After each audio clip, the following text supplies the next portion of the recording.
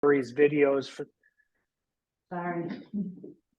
One of the Mike Ferry videos, in the last couple of weeks, I picked up another reminder from him, which is that, the number one skill that we can have as real estate agents and brokers today is to know what to say and know what to do. And the challenge with being in real estate is that if you only do 2 transactions a year, it means you only get to present an offer to your seller twice a year. Or if you're only writing 2 offers a year, it's really easy to get out of practice if you're only writing 2 deals a year. So we want to spend a little bit of time today going through the purchase contract and also how to present an offer, write one for success, and how to present one for success with your sellers. So I think what I will do is jump right in. If you guys have any questions in the middle of the presentation, please speak up. Try to do it with something that we're presenting on the screen at the time. I mean, if I'm presenting page 1 of the purchase contract, please don't ask me about page 16. If you have questions about what's on the screen as we go through it, let's do that. And then we'll have questions and comments at the end for everybody. So I am going to share this screen here, which is the purchase contract. Does everybody see that? Yes. Okay. Tell me that it's not all jumbled up with other stuff in it. Okay. Good. I don't know where the top part of it is. I'm going to stop the sharing. I'm going to go to here and I'm going to scroll. I guess I'm not going to scroll up. That is weird. There we go.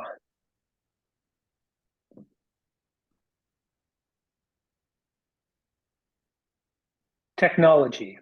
Here we go. Okay, so there's the top of the page. Everybody can see that? Yes. Very good. Okay, so what I really want to talk to you guys about is the basic structure of the purchase contract. And so I'll give you a quick overview before we go through each of the pages. The basic offer terms, the basic meats, the nuts and bolts of the purchase agreement happen on pages 1 through 3. They have this thing down here you can see, which is the box that goes on for the bottom half of page 1 and all of page 2 and page 3. And that's where the majority of the terms of the offer are going to be outlined. So it makes it pretty easy to focus on the structure of the offer by focusing on those first 3 pages. On the top of page 4, there is a section that talks about specialty addendums and special advisories. If you have something that is a little bit different about your contract, whether it's a probate, whether it's a manufactured home, something like that, there's some special advisory boxes that are in the top half of page 4. The rest of page 4 through 13 are what I call the legal and explanation pages of the contract. And those things are largely things that we're not going to be changing. On page 14, you have the liquidated damages and arbitration pages. On page 15, you have the buyer and seller signatures and their entities, if they're in a trust or in an LLC or in a corporation. And then the last page, page 16, identifies who the real estate brokers are, gets their signatures and the escrow information. So that is sort of a brief overview of what the structure of the contract is. So we'll start going through these now. I hate when that happens. There we go. Now I'm figuring it out. Okay, so on page 1, obviously you have the data that it's prepared. I think anybody can figure this out, which is, the buyer's name is going to go in here, the property address, where it's located, parcel number, and those kinds of things. The confirmation of agency is here. And I think, is there anybody that has any questions on that stuff? That's pretty basic stuff that's there. No? Okay. Oh, one little technical thing that I would give you guys, on this confirmation of the agency, when the seller's brokerage firm is RE/MAX Big Bear, And the buyer's brokerage firm is Remax Big Bear, even if the listing agents are different. Let's say it's Remax Big Bear and it's Mark Dolan is the seller's agent, and it's Remax Big Bear and it's Michael Cruz that's the buyer's agent. That means that you are representing both the buyer and seller. Does everybody know that? No questions on that. Okay. So I won't go into the details as to why that is. Okay. The rest of the pages are basically fill in the blanks and check boxes. So pretty simply, I'm going to use the example of $1 million purchase. If we're going to have $1 million sales price, we're going to put that price in here, $1 million. The close of escrow, you can put a specific date. You can put the number of days after acceptance. The boilerplate for the expiration of the offer, pretty simple, 3 calendar days after all buyer signatures, or you can change the date to something else.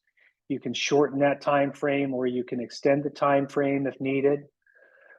You put in the initial deposit amount in this box and you just fill it in. And then it will say over here, within 3 or another few days of business days of acceptance by wire transfer or by a cashier's check or something else. I mean, it's basically fill in the blanks. Okay, that's the way our purchase agreement is, especially on these first 2 or 3 pages.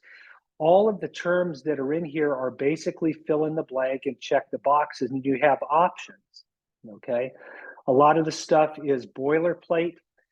For example, here, if you just put in $5,000 on $1 million sale, it will add in the percentage of the purchase price, even though it's a really small number.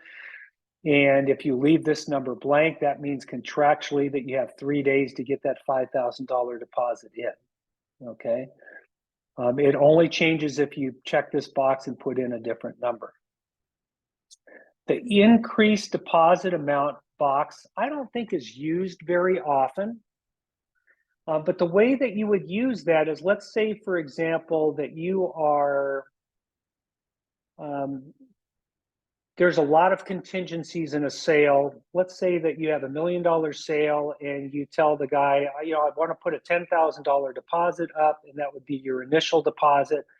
But after your due diligence is done in the 17 days, you're willing to put a $100,000 deposit up and increase the deposit.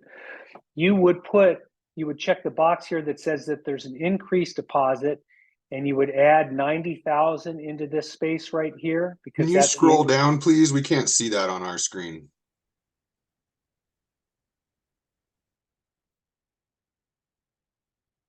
You see it now? Well, see, you can't do it. Let's see.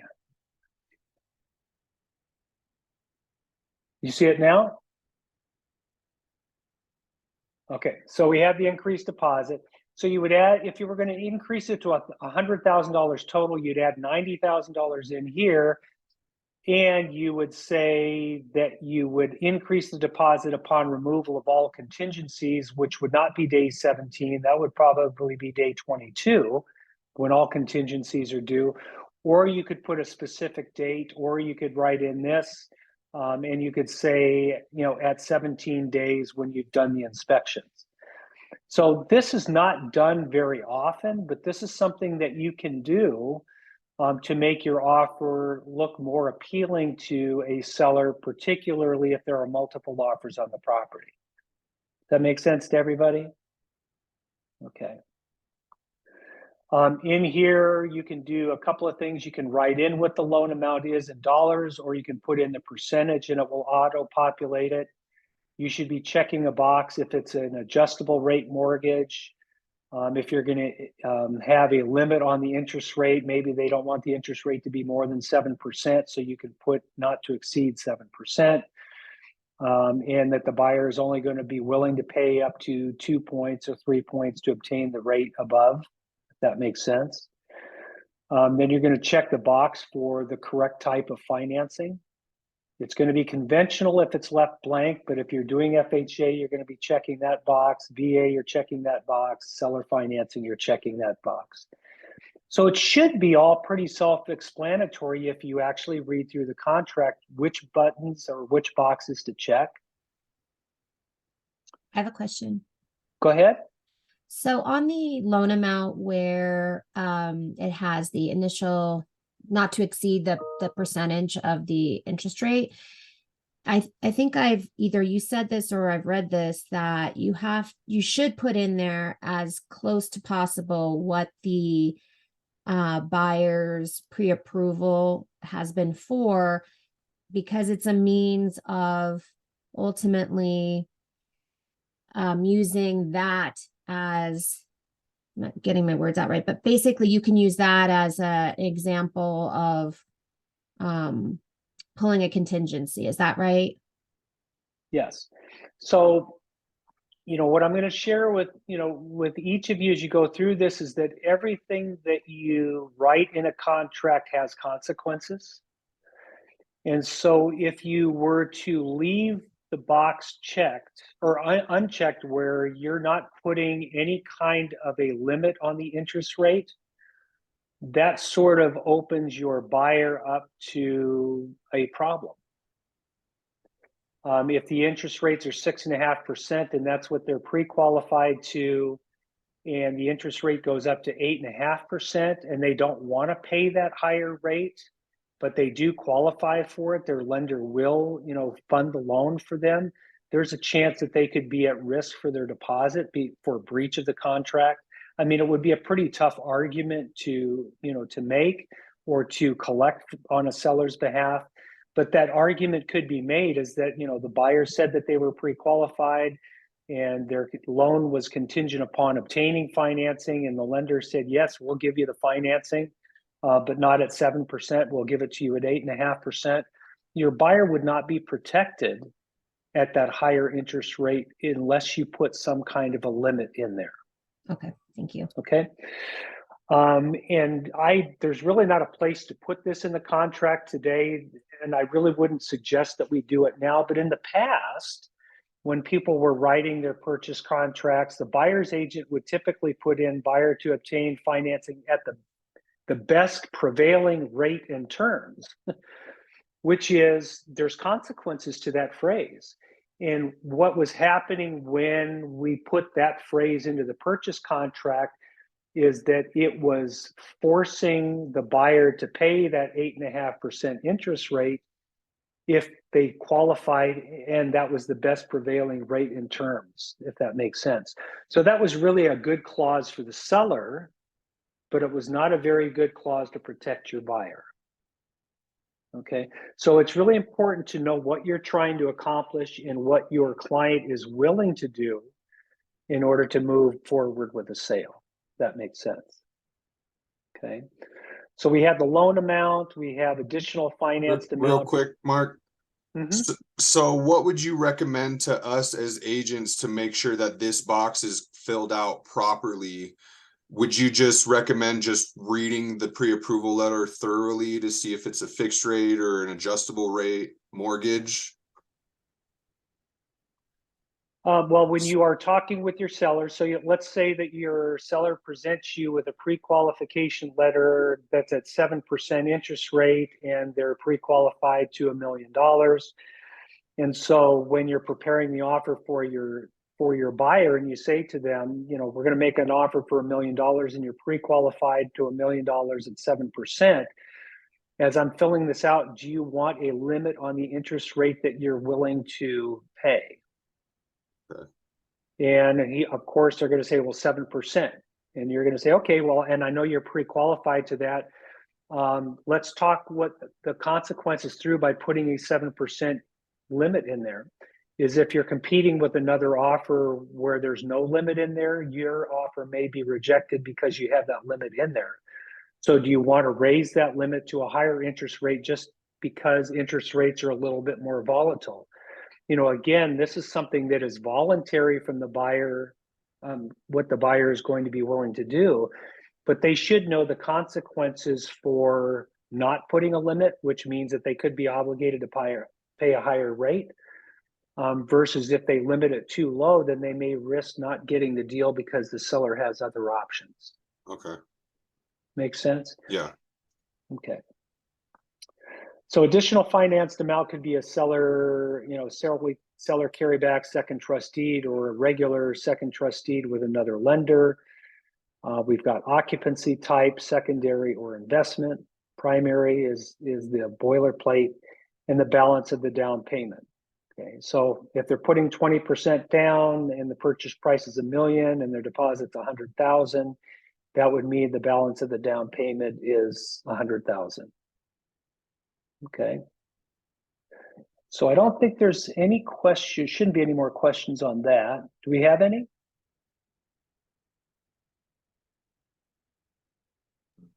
Mark, Yes. quick question. If the clients are approved for, let's say, 900,000 and they give me that letter, and then we find a property that's listed at 800,000 and then they make an offer for like 820, I've been advising them to get a new letter that says that they're qualified for 820, because if they give a $900,000 letter to the seller might try to get more out of them with a counter. That's true. Okay. So again, I'm going to go back to a principle that is important to understand the contract and to understand how the process works, because every choice that you make has a consequence. Every choice that you make has a consequence. If I make an offer of 820 and I tell my client to get a pre-qualification letter to 820,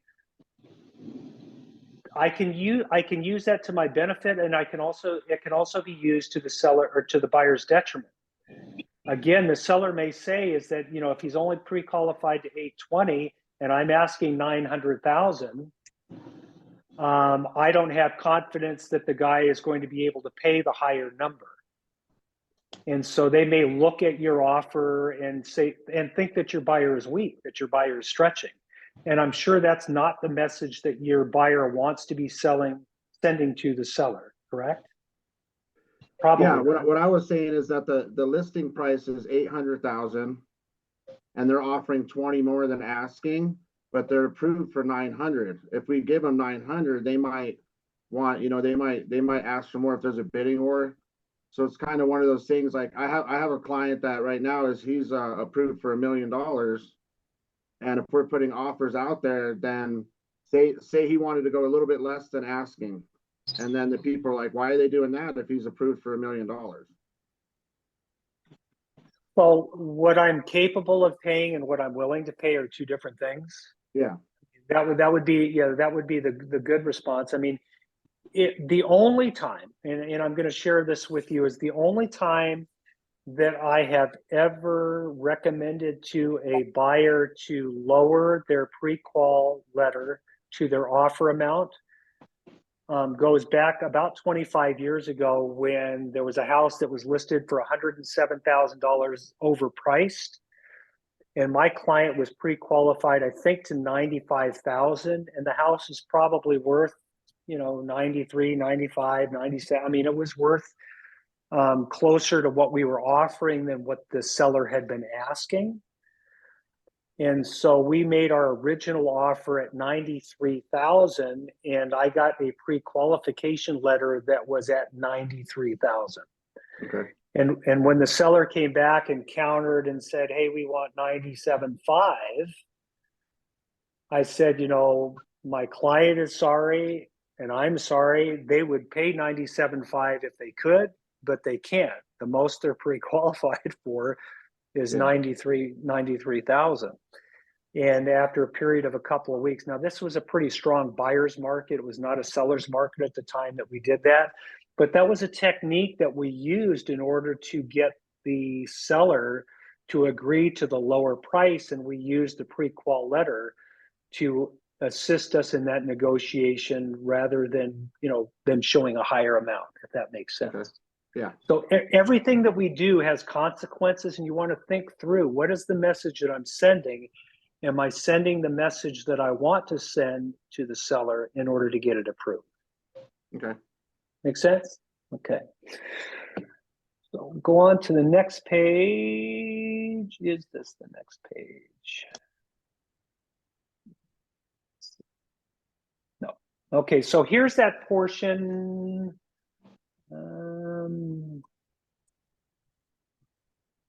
Seller credit, if any. Okay, so we're going to be putting that in here if there's any amount. A lot of times that's not happening. Is anybody writing any of those 3-2-1 buy downs recently? Have we been seeing that? Gina's been doing that? Okay. So the way that you would do that in here is you would be writing in the amount here, or what the percentage is. And the seller credit is to be applied to closing cost, which is the normal thing. Or you can check this box and put prepaid interest. You could write in, check that box and write in prepaid interest. Additional financing terms, sometimes people are pulling their down payment from an equity line of credit. Sometimes people are pulling their down payment out of a 401k, withdrawal. And so you would write that kind of thing in here because you wouldn't have it on your bank account if it's coming out of a 401k. You wouldn't have your down payment in a bank account if you're pulling it from an equity line of credit. So if you're doing something that isn't reflected in the bank statements or in the offer above that is related to the financing, you would want to write that in the additional financing term. Buyers obtaining balance of down payment from an equity line of credit. Buyers obtaining the balance of their down payment from a 401k distribution. Okay. This box here is a fairly new. G3 is that it says here the seller agrees to pay the obligation of buyer to compensate the buyer's broker under a separate agreement. So let's talk about that because that's new. Is anybody familiar with that at all? No. Okay. So one of the things that is on the horizon for our industry is the use of buyer broker agreements where you negotiate with your buyer upfront what you're going to be paid for representing them. It could be 2.5%, it could be 2%, it could be a flat fee of $5,000. It could be whatever you negotiate with your buyer. But if you enter a buyer broker agreement where the buyer is guaranteeing that you're going to be paid, you may want to have that fee paid through the transaction. So let's say, for example, you are making an offer on a listing where the listing broker is a knucklehead and he's only offering you $500 to sell his listing. It happens. There are agents out there that say, well, I'm not going to pay you anything other than $500 for representing your buyer on my listing. Won't name names, but I've seen it happen before. What you could do when you're preparing your offer is you could do a buyer broker agreement with your client that says you're going to be receiving 2.5% or 3% as your compensation for representing the buyer. And you could attach that buyer broker agreement to the purchase agreement, and you could check this box. And that becomes part of the contract that all of a sudden, based on this purchase agreement that we're preparing here today, that the seller is going to be paying you 2.5%, not $500 that the listing broker has offered you. Does that make sense to everybody? Yes. So it is a way, the CAR form now allows you a way to negotiate in your offer your compensation. Now, remember, you have to negotiate this with your buyer. Your buyer has to sign to agree to be, paying you what you're being paid. But you can, make it a part of the contract that the seller pays your fee if it's different from what the listing agent is offering. The verifications in here, it's attached to the offer, or checkbox 3 days after acceptance will give. Verification of down payment is attached, or you check the box. Verification of loan application. I mean, basically there's boilerplate stuff that says it's attached. Sometimes we do have it, sometimes we don't. If we're not going to attach it to the offer, make sure that you check the boxes and give yourself sufficient amount of time to prepare it. The verification of the loan application, the letter sometimes that we get is a pre-qualification. Sometimes it's a pre-approval. Sometimes it's a fully underwritten pre-approval. Does everybody know the differences between those three things? Okay, so quick education on a pre-qual letter.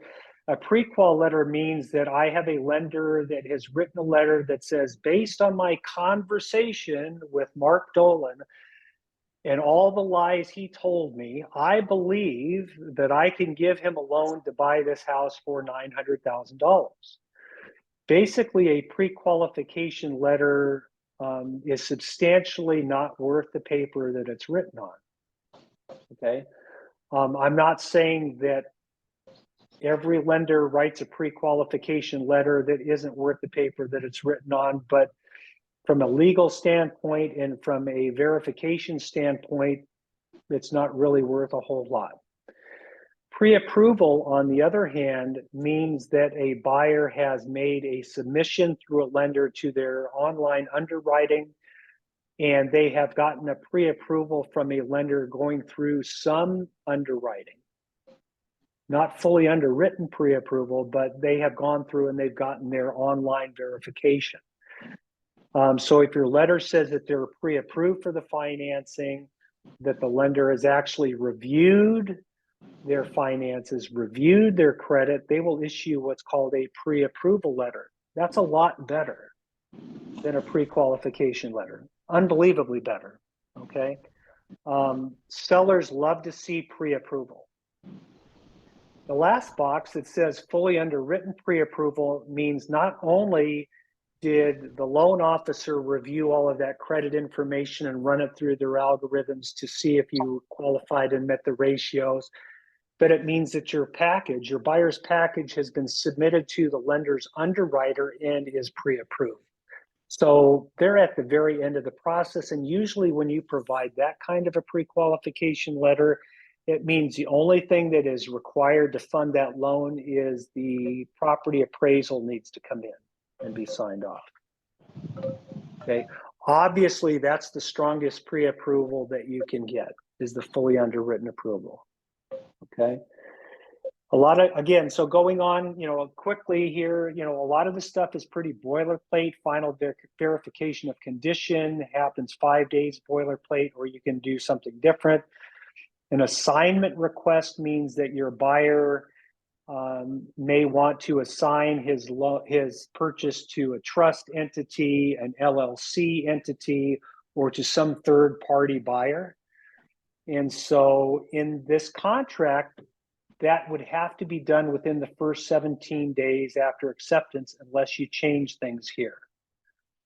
So that's why that phrase is in there, is the assignment request, is that, the buyer may make the offer under his name as a sole and separate, married man as a sole and separate property, and he may assign and put his wife on title, he might put his kids on title, he might put it in an LLC or in a trust. Okay.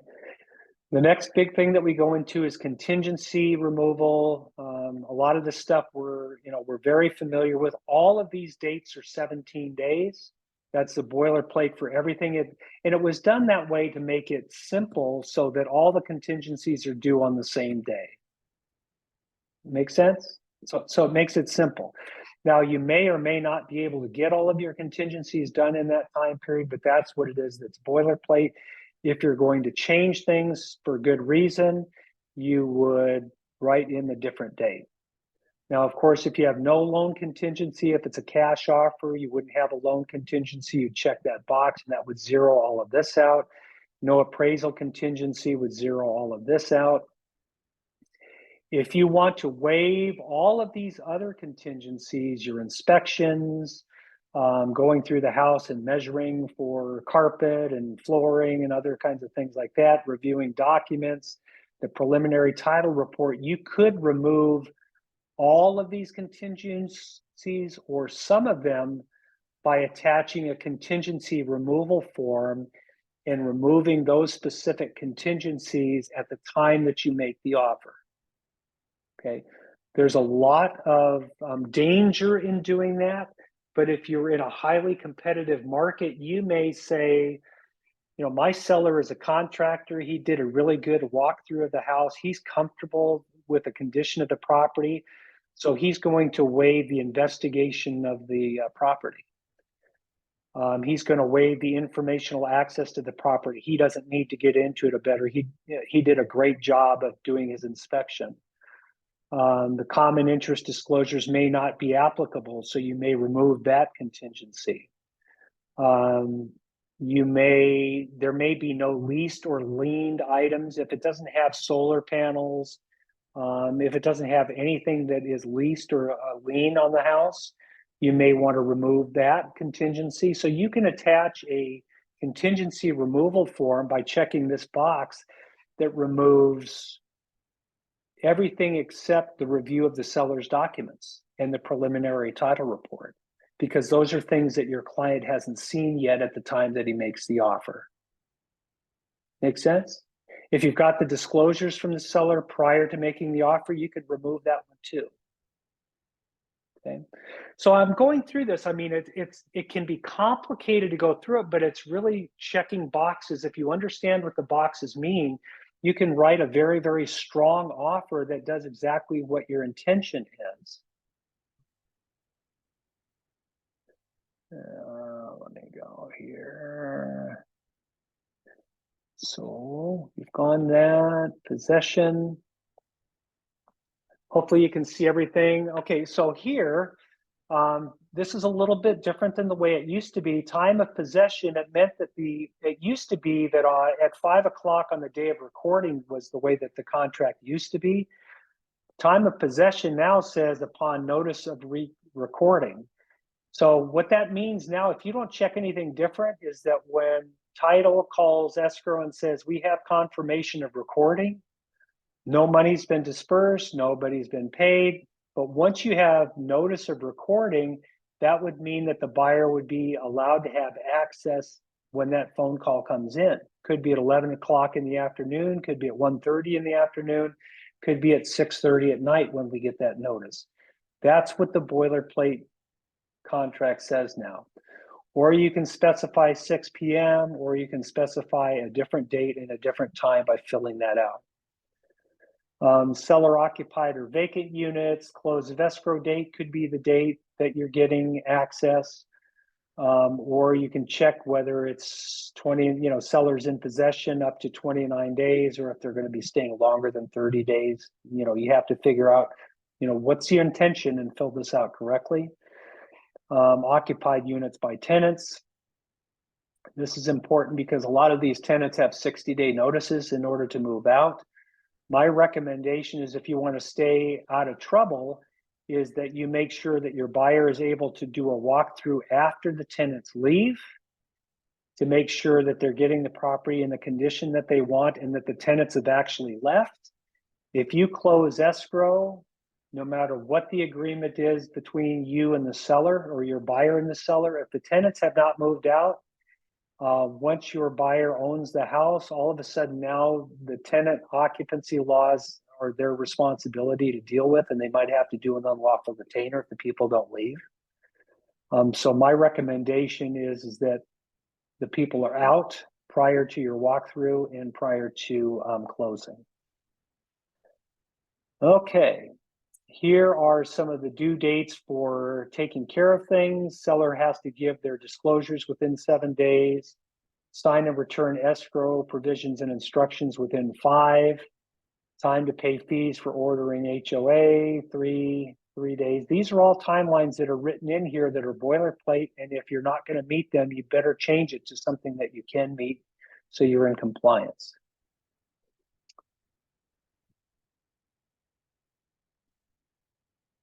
Last page of the fill in the blanks. Oops.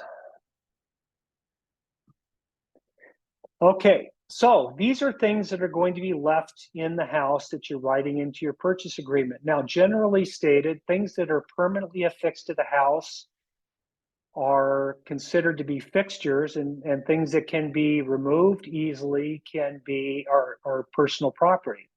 For example, the easiest example is that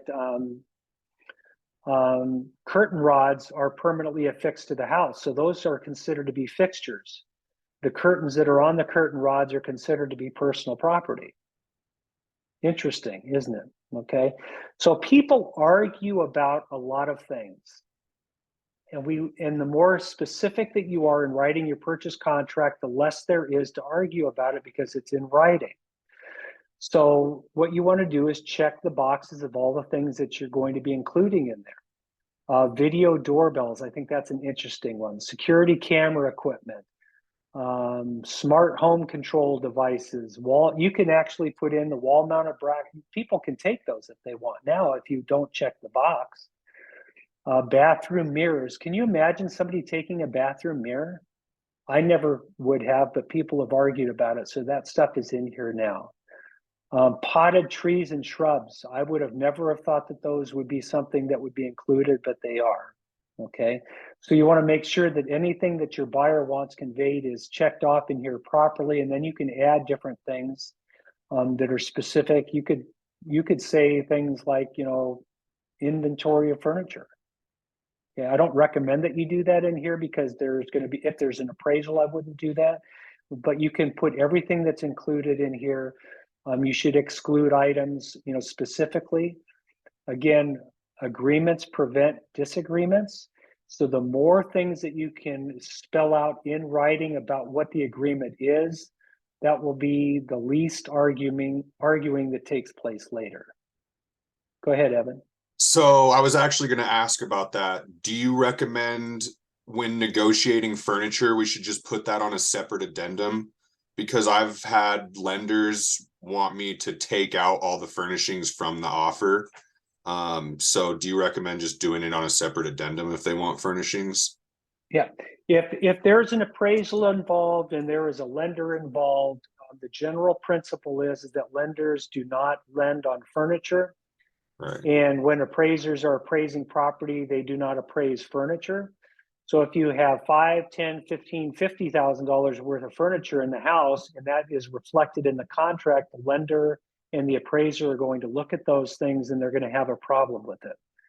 So it's best to leave any discussion of personal property off of the purchase contract and write up an addendum that is a personal property transfer addendum that is contingent upon the transfer of sale. And I won't have time to go through that language today, but we can do that at another time. I know that language is out there on some of the other addendums, so we'll come back to that. Mark, can you please repeat the name of that addendum? I call it a personal property addendum, so it would be addendum number 1.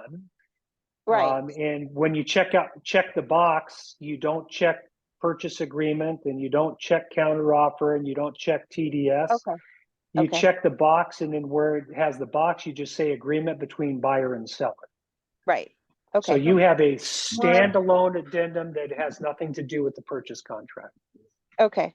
Mark, I have a question or a comment regarding this. Isn't it seems that the term addendum in and of itself means that it's part of something. So it's an attachment or an addendum to the contract. So I have always in the past just suggested that we do something called an agreement between buyer and seller and not put it on an addendum form. But maybe if there's a box that you check and just say it's an agreement between buyer and seller and it's on an addendum, that takes away the fact that it says addendum. It's always been, everybody always puts it on an addendum, but then it's an addendum, not a separate agreement. Well, you can specify what it's for. It says an addendum to purchase contract or an addendum to this or an addendum to that. And I think you would just put between buyer and seller, correct? That's my point. It's an addendum to something. Right. So it's really not an addendum. It's just an agreement between the buyer and seller. But, Okay. Yeah. I see what you're saying. Yeah, I understand. I understand that. The only, for simplicity's sake, for our agents, I wish that the CAR had a document that said personal property bill of sale outside of escrow. I would prefer that they do something like that. They don't have one currently. You can do a bill of sale that is outside of escrow that would require drafting, which puts us in the position of writing a contract, which can get us into trouble. So for lack of, I think the best thing that we've been doing so far is to make an addendum. The reality is that if you write it correctly, it's not part of the purchase contract, which gets us out of trouble with the lender in the appraisal. But by using an addendum, it's also, I mean, you don't want, especially if there's money changing hands. I mean, we've seen a lot of times where the personal property will transfer for $25,000 and a cashier's check is delivered, at the time the escrow closes. And you really don't want an escrow to cancel and have a seller say, hey, where's my check for $25,000 for my furniture? So, I mean, it can be messy. There's no perfect way to do it. But that's what I'm recommending so far. There is a CAR bill of sale document, just so we're, Okay. So let's move on to, go ahead. So Mark, what would you suggest saying to the buyers and the sellers regarding this agreement and setting up the payment to be made? Would you say before the close of escrow or at the close of escrow? The agreement that I have written several times is that the buyers will present a photo of a cashier's check to the listing agent 3 days prior to close of escrow, and that the cashier's check will be delivered to the listing broker on the day of closing, the day of recording, and will not be released to the seller until after confirmation of recording. And so, that's the agreement. That's not all of the language that's in it, but that's what the agreement is. I want to see a picture of it before we clean out the house. I want to have it in the listing broker's possession on the day of closing, so that they don't show you a picture of it and don't give it to the seller at closing. All of a sudden they say, hey, we got a problem. We're not giving you the money now. Does that make sense? Yes, it does. I didn't get the last part regarding the not paying. Could you just repeat the last part of what you said? Yeah, So I want to see a picture of it before the seller vacates the house, and I want the cashier's check to be in the possession of the listing broker on the day of recording. Okay. So that there's no risk of the buyer changing his mind when he comes up on the day of recording and decides not to give the money to the seller. Okay, that's what I needed to hear. Thank you. Yeah. Okay. Okay. So we've got the personal property part of it done and the exclusions. It goes in here to the disclosures. Who's paying for what? All of this stuff is negotiable. Some of this stuff is typical for our market. So a lot of times you'll have a seller say, well, do I have to pay for that? Do I have to pay for that? Do I have to pay for that? Some of the stuff, no, they don't have to pay for it, but it's customary in the market and the buyer's expectations are that way. So I'm not going to go through necessarily all of these things. Most of these things are seller things. Point of sale things don't necessarily happen. Government required point of sale, those things don't happen. Escrow fees, both are paying their half. Owner's title, typically seller. I don't think anybody has any questions in here, do you? I have a very general question on Q2 or Q3.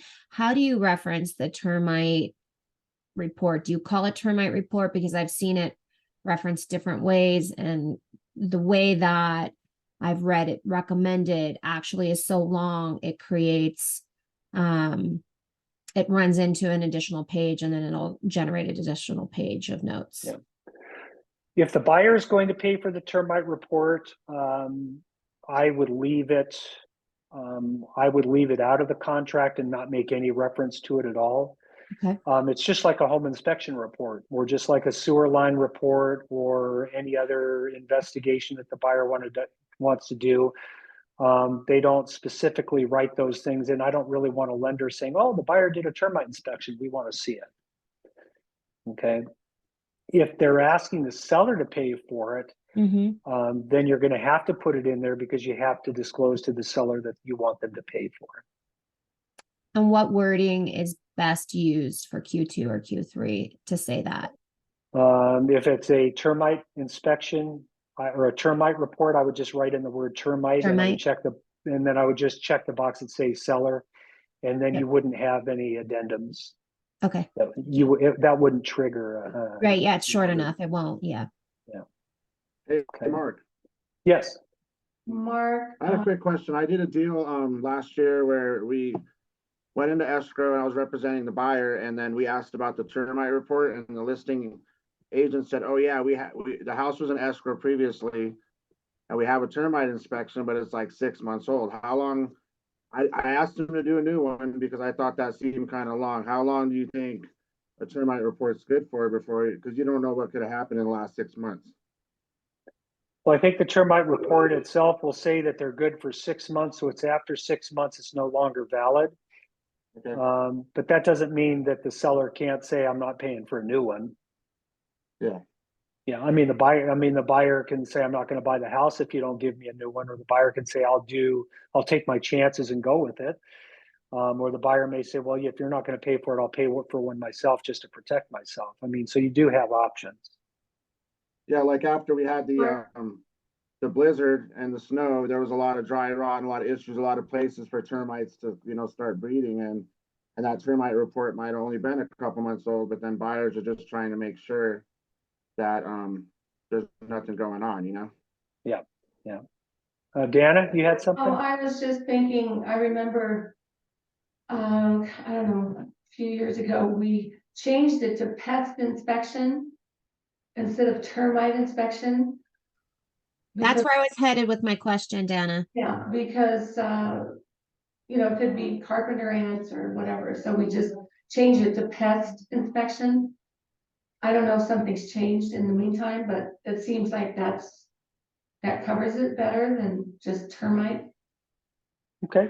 So, I mean, I would be supportive of that if you want to change it to pest inspection rather than termite. Okay. Okay. So I don't think I'm going to go through any more of these costs. Can I ask a question, Mark? Yeah.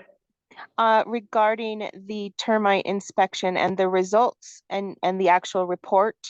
I have, is it wrong for me to completely take any mention of a termite report off of the contract and put it on an addendum?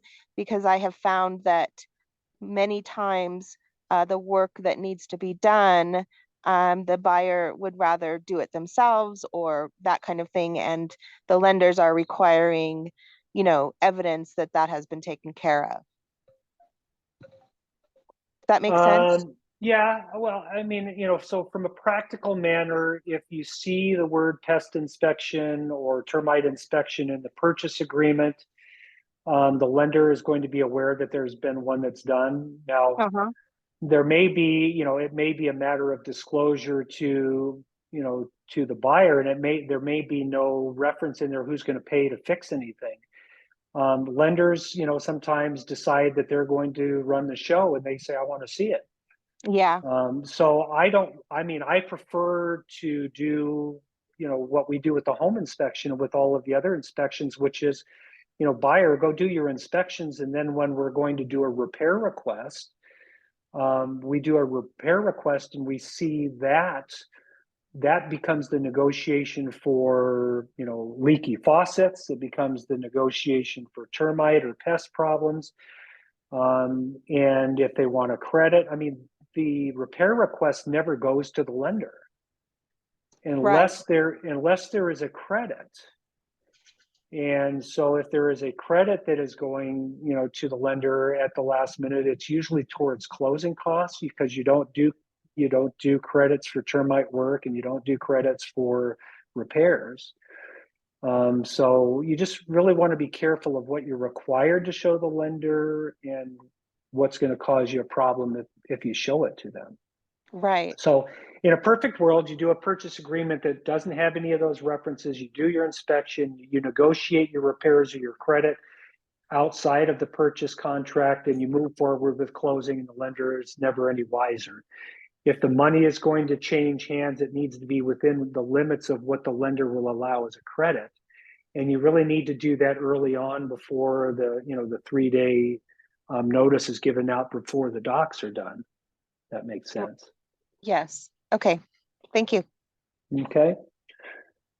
All right. We're moving on time here. So we got a lot more to cover. So here's that phrase that I talked about where you have addendums and advisories for specialty transactions.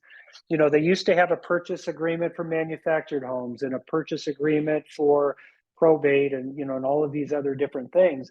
Right now, basically this purchase agreement that we're using is used for all of those different things. If you have a tenant occupied property, you check the box for that addendum. If it's a probate sale, you check that addendum. If it's a manufactured home, you check that addendum, and then we'll add it to the contract. We're not going to go through those today, but this purchase agreement can be used for different types of transactions by adding the proper addendum to it. If you're doing a backup offer, you have that addendum. If there's a septic, thing that's involved with it, if the buyer is going to be doing an exchange, they can do that here. So you have all of these different addendums that you can add to this purchase agreement for the situation that you're in.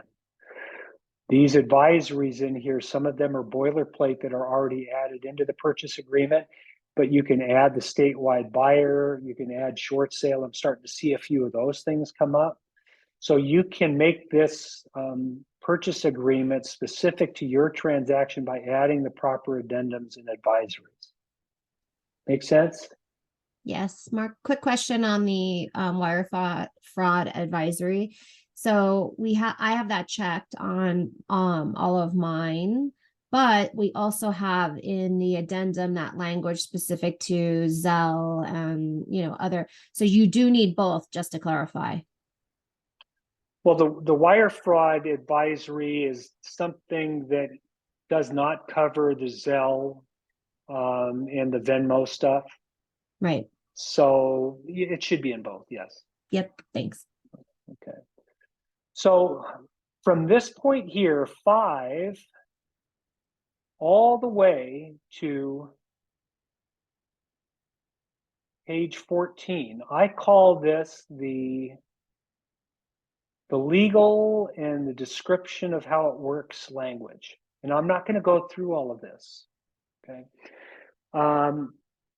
One of the notes that I have in here to write a problem-free contract is to make sure that you read the contract and thoroughly understand how it works.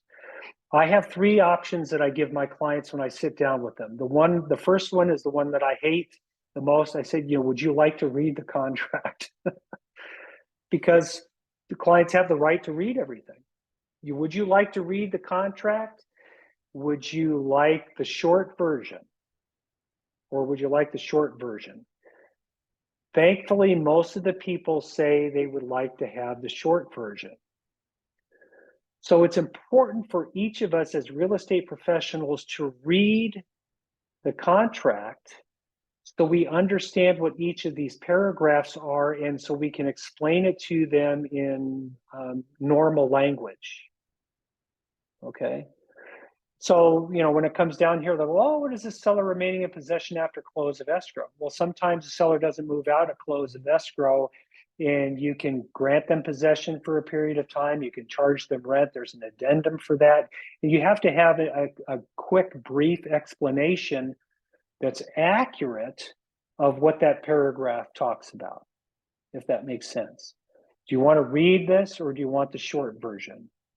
And hopefully they'll want the short version of it, okay? This talks about the contingencies and the removal of the contingencies. Now, you and I all know that what has to happen in order to remove the contingencies is you have to provide a contingency removal form. Just because 17 days passes doesn't mean that the contingencies are removed. Okay, it's important to understand every single thing that is in these pages from 4 to 14. What do all of these things mean? Well, you should be able to read them and explain them in real language to people. Is there any particular paragraph that is in here that you guys want me to go through? How things work. Okay. The way our purchase agreement is written is those first 3 pages that have all of the basic terms in them, they all have the things that are most important. It's the dollars and the cents and the time frames that are in those first 3 pages, but they always reference the paragraph that is back later in the contract that explains how it works. So when it talks about contingency removal, it will, in those first 3 pages, it will refer back to this paragraph of 14, and then it fully explains everything, I guess, in a legal way, what they're agreeing to with that 17 days. That makes sense?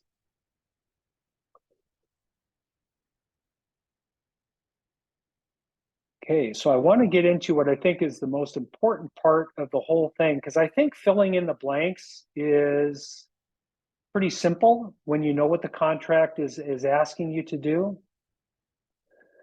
Filling in the blanks is pretty simple. Understanding what it means requires you to spend a little bit of time reading through the contract and understanding it. And I think the best thing, like I said, is that if you can give a brief explanation in regular terms to somebody where they can understand it, that means that you thoroughly understand it. When we get to page number 14, it's the liquidated damages and the arbitration clause. The liquidated damages clause has to be initialed for it to be enforceable. Okay, if it's blank, that doesn't mean, it means that the damages could be anything. So let me go through this a little bit. If this is not initialed by the buyer and seller, it does not mean that there can't be damages. There can be damages. If this is left blank and a seller feels like they've been defrauded by a buyer or damaged by the buyer, they can bring suit against the buyer for breach of contract, and they can sue them for anything that they want because there's no limit to the damages. I don't hear any questions on that. That's an important statement, okay?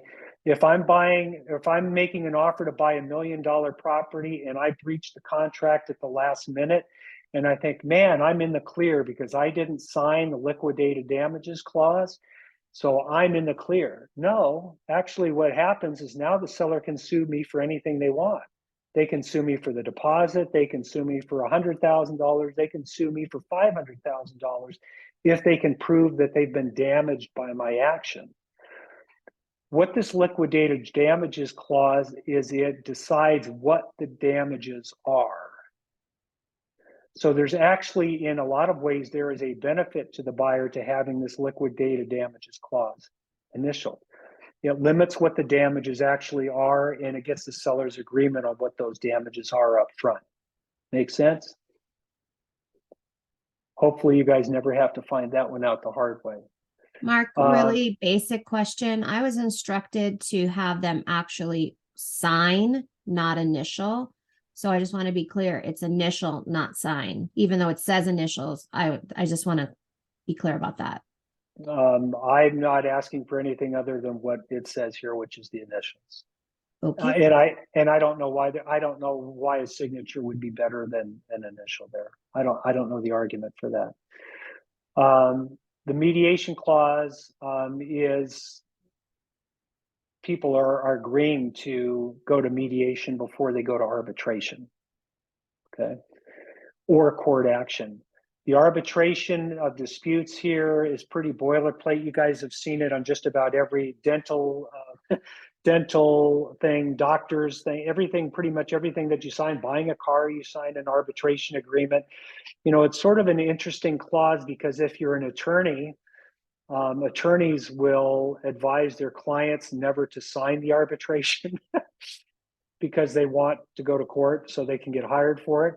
However, when you get an attorney, they'll always demand that the other party go to arbitration because they want to keep the cost down. So it's sort of a funny thing. If you initial arbitration, it means that you are promising to go to arbitration before you file a lawsuit. If you don't initial the arbitration, you can still go to an arbitrator by agreement, but you're not bound to do so. I think for the most part, most people will agree that it's better to go to arbitration than it is to go to court. So here's a question for you guys. What's the downside to going to arbitration rather than going to court? Anybody know? Yeah, the downside is that an arbitrator, his or her ruling is binding, and they may make a really poor decision and there's no appeal to it. So I could make the worst arbitration ruling in known to man, and you would not be able to appeal it anywhere, and it would be binding on you. That's the downside of it. Now, I'm not saying arbitrators do a bad job, because otherwise they would never have any cases, but you're bound to whatever the decision is. So that's the downside of it. Okay, so our next page, this is an important one. So I just really want to repeat sort of what we've talked about as far as entity buyers. If you have somebody that's particularly when they're a seller, they're selling in a trust, sometimes buyers are buying in an LLC. So, you want to check the box that says that they are an entity. And if the entity is the buyer, it's going to be 123 Main Street LLC. That's who the buyer is. The buyer is not the individual. The buyer is the entity that's buying it. A trust can buy the property as well. Okay, so if an entity is actually the buyer, you want to check that box. The name of the legally authorized signers is or are. So if 123 Main Street LLC is the buyer and Mark Dolan is a signer and Carrie Dolan is the signer, we would put Mark and Carrie Dolan in here as the signers. The buyer remains, it would be any buyer USA LLC if that's what that is, but the signature would be Mark Dolan and Carrie Dolan. The buyer is the LLC, but the signers are the people that are authorized to sign. Make sense? I still get questions about that all the time. The title would be, for an LLC, would probably be managing manager. If it's a trust, it would be trustee. So make sure that you put the correct title for the person that's signing. I've had sellers that were trustees for a family trust, but they were also the manager for the LLC, and the LLC was selling the property. And I've seen people put the name of the trust as the seller, or put the name of the LLC as the trust, or the name of the LLC as the seller, but then they had the signer signing as a trustee, which is not correct. They're signing as a manager for an LLC. I know it can be confusing, and that's why a lot of people make mistakes with it. Okay. Acceptance of the offer. If you're attaching a counter offer here or a backup addendum here, you would do that. If the seller is an entity, they've got the same option of checking the box and filling out who the signers are, and what the titles are, and signing properly. So that can all be done here on the purchase agreement. So the last page is who the brokers are and who the escrow company is. I don't think I really need to explain all of that to you guys. That's pretty self-explanatory. So any questions before I go into, I'm going to wrap this up here in the next 10 minutes. I know we're running a little bit long. Any questions on what we just went through? Hey, Mark, Yes. if the seller decides not to accept the offer, I know that on the last page on the bottom, it says they can sign up, but a lot of times they just kind of ignore the fact, or they just say, we're not accepting it, and move on. They're like, can we ask for them to sign that and we get that back, or just leave it alone and just, they didn't accept it, and it is what it is? Well, my take on it is the seller does not have to respond. Okay. If you're getting a question from the other agent saying, hey, I want to make sure that my offer was presented, you as the agent can initial, and you can say seller's broker presented this offer to the seller on the date, and you can deliver it to the other person. Basically, you're putting yourself at risk for perjury if you didn't do it. But Okay. that should satisfy the other agent on the other side. The only way you get in trouble for that is if you lied on it, and I'm not assuming that you would lie. So Yeah, we should be good with it. Okay. Okay. I have a So, question, Mark. What okay. about that designated electronic delivery thing? Okay. Does this have to be filled out, or does that produce another paperwork if it's not? Well, I prefer that it is done. Okay. And so, I mean, one of the, there's this cat and mouse game. I mean, these contracts, why it's so important to write a really good contract is because you can get into trouble by doing it poorly. And so there used to be this cat and mouse thing where somebody would send me an offer for 900,000, and we would counter it $1 million, and I would send it off to the other agent. And then we would get an offer for $1.1 million from somebody else, and my seller would say, hey, I want to take this better offer. And I wouldn't check my email for 3 days until we got this other deal signed and delivered, and that other counter offer expired. I wouldn't receive anything. And so there was this whole argument about when is something being delivered? Did you actually receive it? They would put in there, the seller has to receive the counter offer within 3 days. Some people would put the name of the company as to receiving the counter offer back signed. Some people would put the listing agent's name as the person that would have to receive it in order for it to be valid.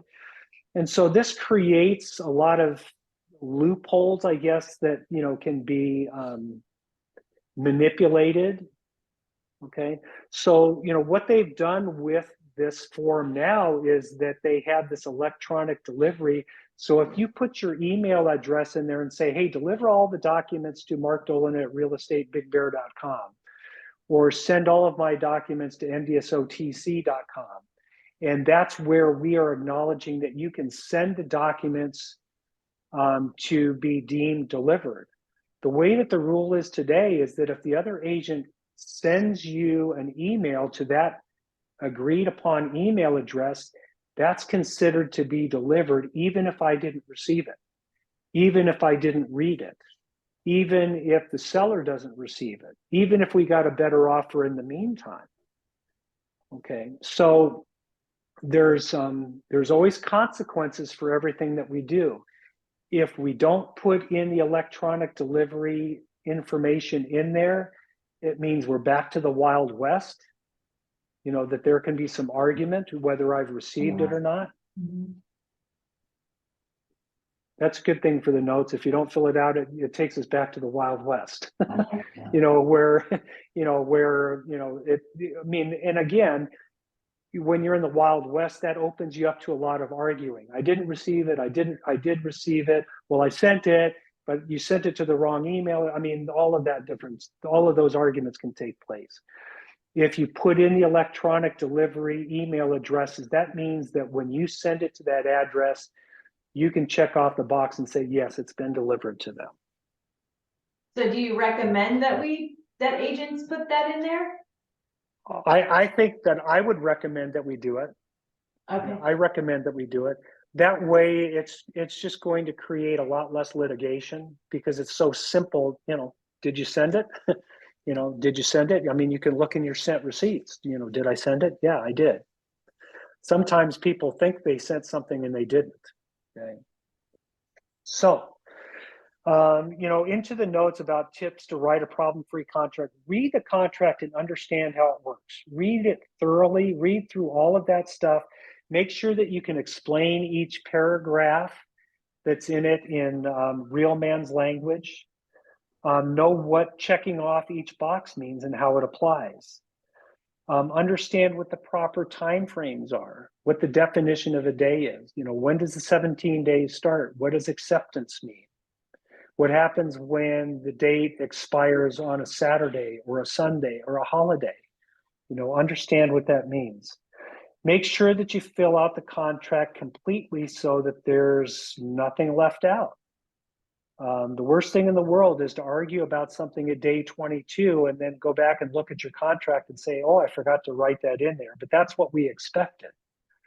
If it's not in the contract, it's really hard to, to make it fly.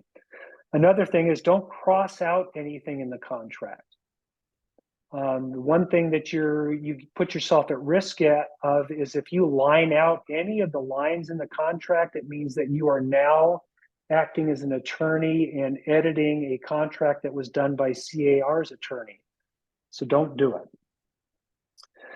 Another suggestion that I would make is don't include any conflicting terms or partial statements.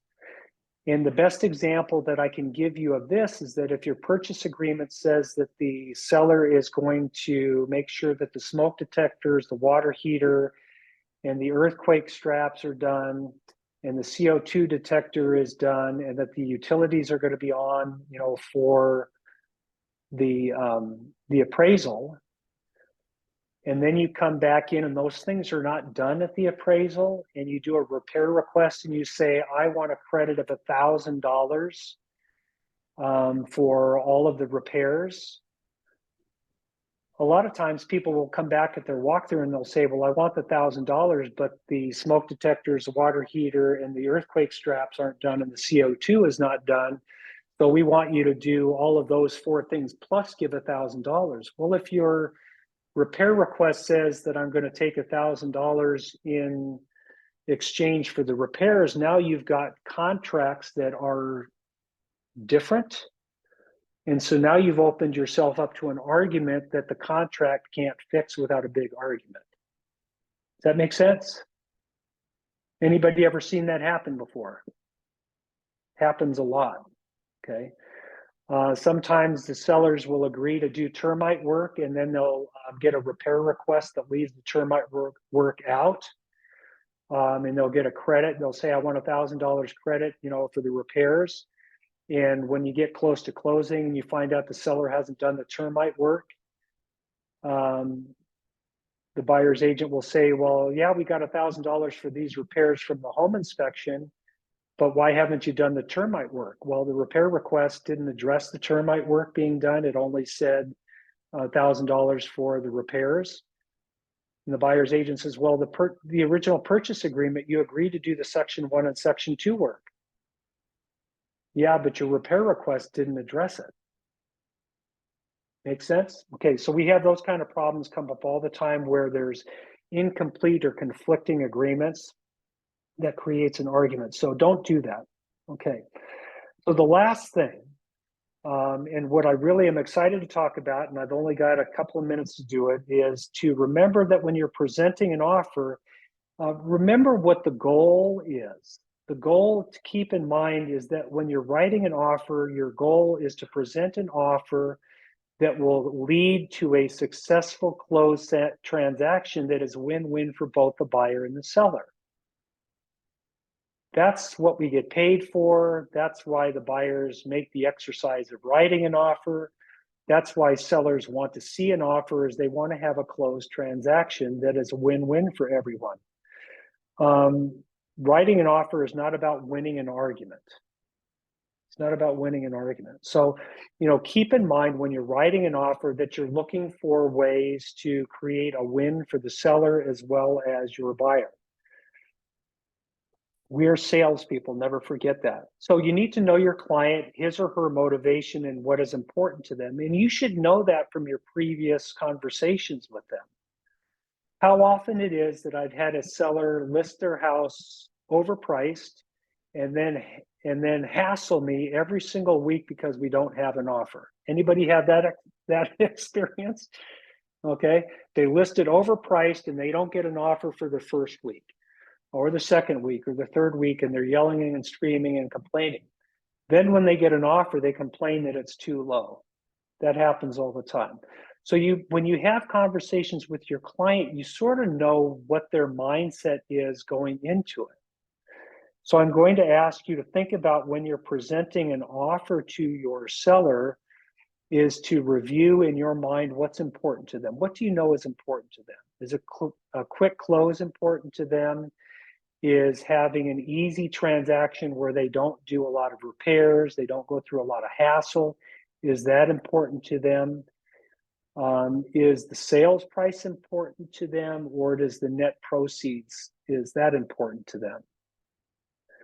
So when you're dealing with a seller, a lot of times they get hung up on, well, you know, I'm asking $1.1 million and they only offered $1 million.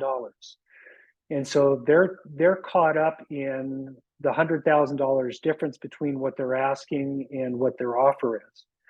It's important to go back to what is important to them, which is their move, which is their net proceeds. It really doesn't matter what the offer is. What matters is their net proceeds. I've had offers that were over asking price that had such high credits in it that the net proceeds was unacceptable to the seller.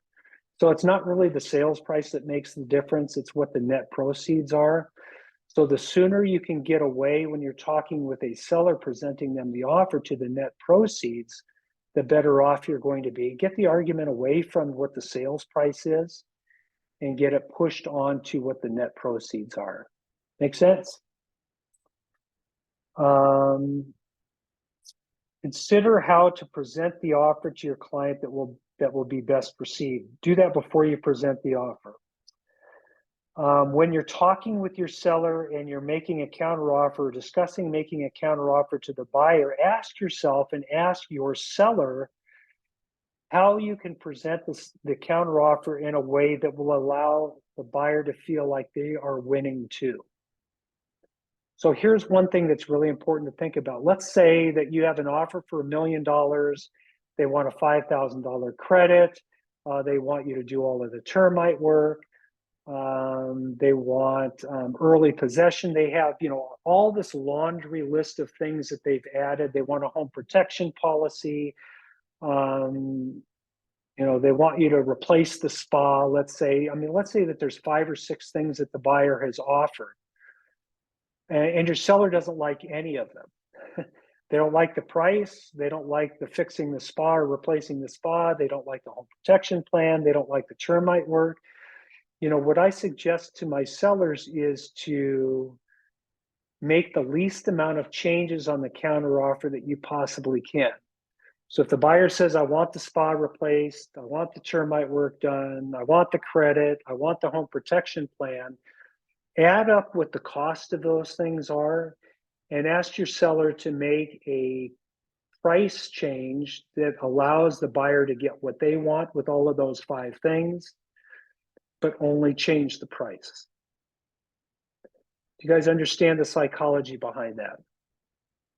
Then when I'm going back to my buyer or to the buyer's agent, I'm going to say, hey, great news. We got the seller to agree to replace the spa, to do the home protection policy, to do all the termite work. However, they want a higher sales price. They want it to be $1,125,000 instead. That makes sense. So the least amount of things that you can change. If I were to say no to the spa, no to the home protection plan, no to the termite work, and change the price, now all of a sudden the buyer's looking at it saying, well, man, they didn't give me anything. Does that make sense? That's a way to present the offer in a way that is going to give you the best chance of making the buyer and the seller feel like they're both winning.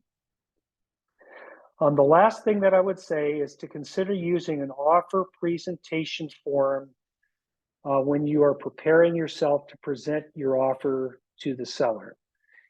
And a really good way to do that is basically take the first 3 pages of the purchase contract that has all of the major terms of the offer in it, and then make notes on it for the liquidated damages and the arbitration clause, so that you have everything that is negotiable in the offer all on one page to make sure that they're aware of it.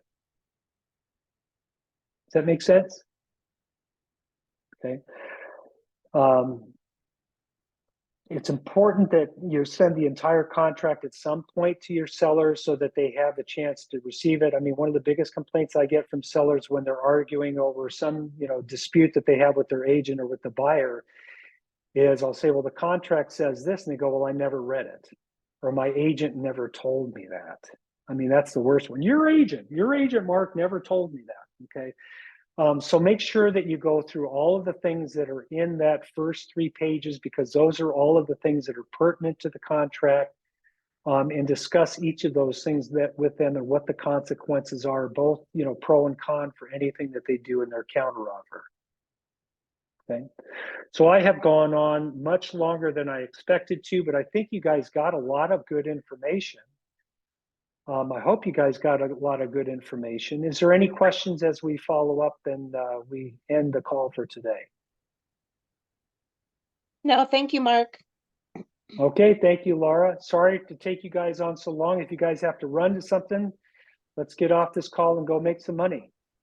Thank you so Mark. much. Yep. You guys Thanks, have guys. Have a day. great day. You too. Take care. Thanks, guys. Thank you. Bye, Vlasta. Bye, Mark. You know, I'm more confused now. Oh, no. Oh, no. Okay, read the contract and call me. Okay, I All right. Bye, thank you. Bye, Sarah.